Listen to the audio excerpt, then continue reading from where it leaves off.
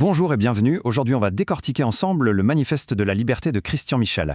L'idée, c'est de plonger au cœur de ses arguments pour vraiment saisir les idées fortes qui s'en dégagent. Et en fait, tout part d'une seule et même question. C'est vraiment la question fondamentale qui va servir de fil conducteur à toute la philosophie de ce manifeste. Voilà le programme qu'on va suivre. On commencera par le fondement des droits, le socle de toute la pensée. Ensuite, on verra comment ça s'applique à la démocratie et ses contradictions. Puis, on abordera la question de l'égalité pour finir sur ce que l'auteur appelle l'illusion de la justice sociale. Allez, on attaque tout de suite avec la première partie, le fondement des droits. C'est vraiment le point de départ de toute l'argumentation, la clé de voûte de l'édifice.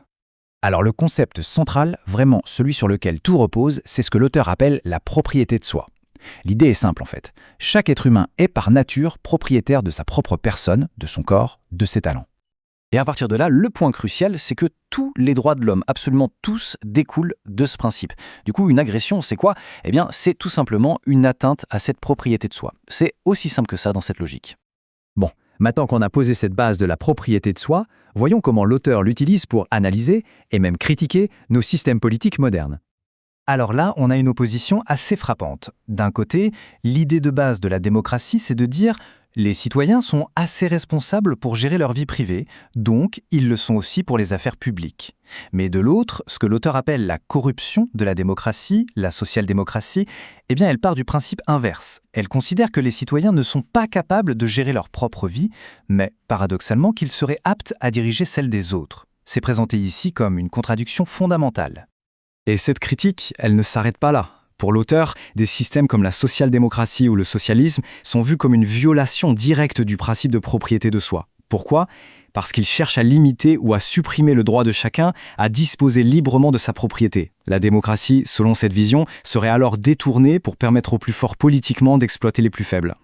Logiquement, cette critique nous amène à un autre sujet, un sujet assez épineux, celui de l'égalité. Et là-dessus, le manifeste propose une distinction vraiment très nette. Voilà la distinction fondamentale. D'un côté, il y a l'égalité des droits.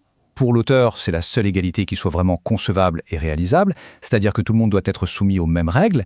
Et de l'autre, il y a l'égalitarisme, donc la recherche de l'égalité des résultats des conditions de vie. Ça, c'est présenté comme quelque chose de logiquement impossible et qui, pour être ne serait-ce que tenté, exigerait un pouvoir totalitaire. Et l'idée derrière ça, c'est que les inégalités de situation sociale sont, inévitables. Les gens sont différents, ils naissent dans des conditions différentes, ils ont des valeurs, des projets, des talents différents. Vouloir effacer ces différences de résultats, ce serait, selon ce point de vue, vouloir effacer la liberté et la diversité humaine elle-même. On arrive maintenant à la dernière grande partie de cette analyse. Et c'est sans doute l'argument le plus provocateur du manifeste, la critique frontale du concept même de justice sociale. Et tout commence par cette phrase choc. La société n'est pas un agent moral. Elle ne peut être ni juste ni injuste. L'idée fondamentale ici, c'est que la justice ou l'injustice ne peuvent s'appliquer qu'aux actions d'individus concrets. La société, en tant qu'entité abstraite, ne peut pas être jugée moralement. Et par conséquent, l'idée même d'un prix juste ou d'un salaire équitable est vue comme une erreur de compréhension. Dans cette optique, le marché n'est pas là pour récompenser le mérite ou punir qui que ce soit. C'est juste un immense système d'information.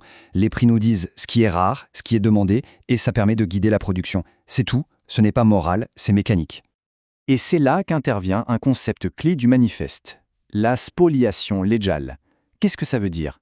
C'est le processus par lequel la loi elle-même est utilisée par certains groupes pour s'approprier la richesse produite par d'autres. L'argument est que la recherche de la justice sociale mène quasi inévitablement à ce phénomène.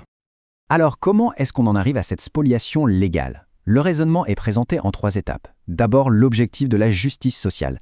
On veut que le mérite soit le seul critère de réussite et on veut éliminer le facteur chance. Ensuite, le problème, c'est tout simplement impossible. Qui peut objectivement mesurer le mérite d'une autre personne ? Personne. Et qui peut contrôler tous les hasards de la vie ? Personne non plus. Et donc, le résultat, cet objectif impossible devient un prétexte. Un prétexte pour que ceux qui ont le pouvoir politique décident de prendre la richesse produite par certains pour la donner à d'autres au nom de cette justice inatteignable. Et les conséquences de ce mécanisme, selon le texte, sont profondes. D'abord, ça diviserait la société en 2 camps qui s'opposent, ceux qui bénéficient du système et ceux qui en sont les victimes.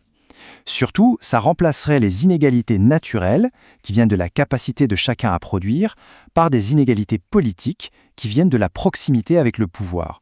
En gros, certains utiliseraient la force publique, l'État, à leur propre avantage.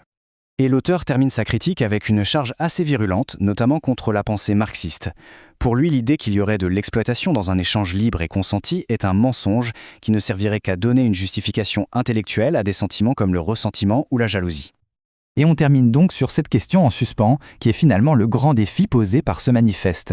Si on accepte l'idée que le mérite est impossible à mesurer de manière objective, alors sur quoi peut-on bien fonder une société juste ? Le texte nous laisse avec cette interrogation. À quoi ressemblerait un monde où la seule et unique règle de justice serait le respect absolu du droit de propriété de chacun ? C'est une question qui mérite réflexion.